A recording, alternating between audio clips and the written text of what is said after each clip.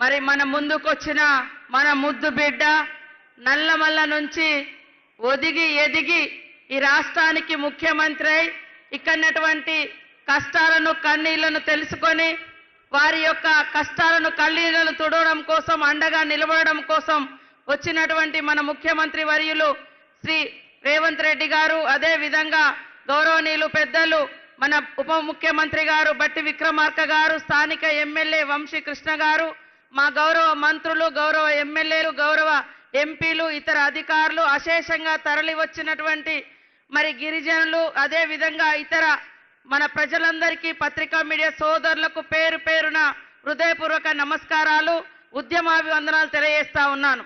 ఈరోజు అణగారిన వర్గాలన్నా మరి సమాజానికి దూరంగా ఉండేటువంటి ప్రాంతాలన్నా ఆ ప్రాంతాల ప్రజలను అభివృద్ధి చేయాలి. ఈ యొక్క అభివృద్ధి చెందిన సమాజంతో సమానంగా ముందుకు తీసుకురావాలంటే వాళ్లకు ప్రత్యేకమైనటువంటి చట్టాలు ఉండాలి, ప్రత్యేకమైనటువంటి పరిపాలన విభాగం ఉండాలని ఆనాడు నెహ్రూ గారు, అంబేద్కర్ గారు ఆలోచించే రాజ్యాంగంలో ఆదిమ జాతులకు, గిరిజనులకు, ఆదివాసులకు ప్రత్యేక హక్కులు, ప్రత్యేక చట్టాలు, ప్రత్యేకంగా పరిపాలన విభాగాన్ని కూడా ఏర్పాటు చేయడం జరిగింది.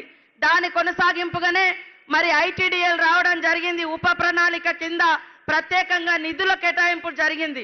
భూ సంరక్షణ చట్టాలు వచ్చినాయి. కానీ మనం చూస్తే గత 10 సంవత్సరాల కాలంలో ఐటీడీఎల్ నిర్వీర్యం అయిపోయినాయి. ఐటీడీఎల్ అంటే కలెక్టర్తో ఈక్వల్గా గిరిజన ప్రాంతాలలో పరిపాలించేది.